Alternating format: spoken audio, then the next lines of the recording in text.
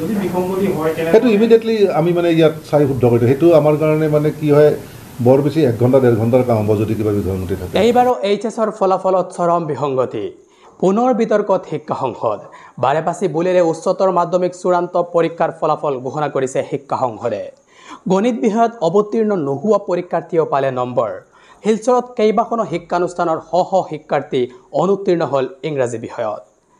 আৰু এনেধৰণৰ বহু বিসংগতি এইবাৰ এইচএছৰ ফলাফলত পৰিলক্ষিত হৈছে আৰু প্ৰাপ্ত তথ্য অনুসৰি ডিজিটেল মাধ্যমত উপলব্ধ বুকলেট আৰু মাৰ্কশ্বিটত উপলব্ধ ফলাফলৰ পাৰ্থক্যকে ধৰি পৰীক্ষাত অৱতীৰ্ণ হোৱাৰ পিছতো একাংশ শিক্ষাৰ্থীক অনুত্তীৰ্ণ বুলি ঘোষণা কৰালৈকে বিভিন্ন বিসংগতিয়ে শিক্ষাৰ্থীসকলক হতাশগ্ৰস্ত কৰি তুলিছে আনহাতে শিক্ষা সংসদৰ ভুলৰ বাবে হিলছৰ কেইবাখনো শিক্ষানুষ্ঠানৰ শতাধিক ছাত্ৰ ছাত্ৰীয়ে ফলাফল লাভ কৰাৰ পৰা বঞ্চিত হয় হিলছৰ Ramanuj Gupta senior secondary college Gurucharan college Cachar college holy cross higher সেকেন্ডাৰীকে ধৰি কেইবাখনো বিদ্যালয় মহাবিদ্যালয়ৰ শতাধিক শিক্ষাৰ্থী বিজ্ঞান আৰু ইংৰাজী বিষয়ৰ পৰীক্ষাত অনুপস্থিত থকা বুলি দেখুওৱা হৈছে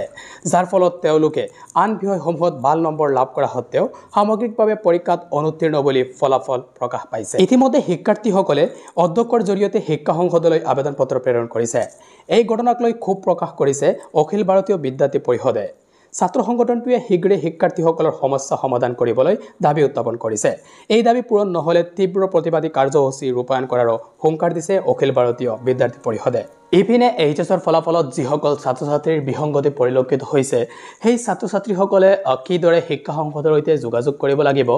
ইয়াক লৈ সাংবাদিকে কৰা এক প্ৰশ্নৰ উত্তৰত শিক্ষা সংসদৰ ফালৰ পৰা কি কোৱা হৈছে মই আপোনালোকক শুনাই ল'ব বিচাৰো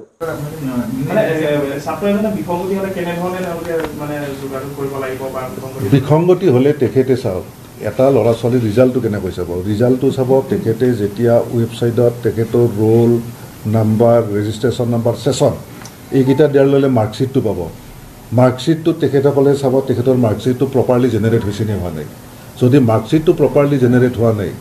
তেতিয়া সেইটো বিসংগতি হ'লে বা সেই পাৰ্টিকুলাৰ মাৰ্কশ্বিটটো নাই যদি তেনেকুৱা দৃষ্টিগোচৰ হয় বিসংগতিটো কি সেইটো চিন্তা কৰি ইমিডিয়েটলি আমি তাক ঠিক কৰি ল'ম আপোনালোকে ইয়াত শুনিছে যে শিক্ষা সংসদৰ ফালৰ পৰা কোৱা হৈছে যদি এইচএছৰ ফলাফলত কিবা বিসংগতি হয় তেনেহ'লে এইটোকে ইমিডিয়েটলি ঠিক কৰি দিয়া হ'ব ইয়াৰ বাবে আপোনালোকে প্ৰথমতে নিজৰ কলেজৰ সৈতে যোগাযোগ কৰিব যদিহে আপোনাৰ ফলাফলত কিবা বিসংগতি পৰিলক্ষিত হৈছে আৰু যদি কলেজৰ পৰা কোনো ধৰণৰ সাহায্য কৰা নহয় তেনেহ'লে আপোনালোকে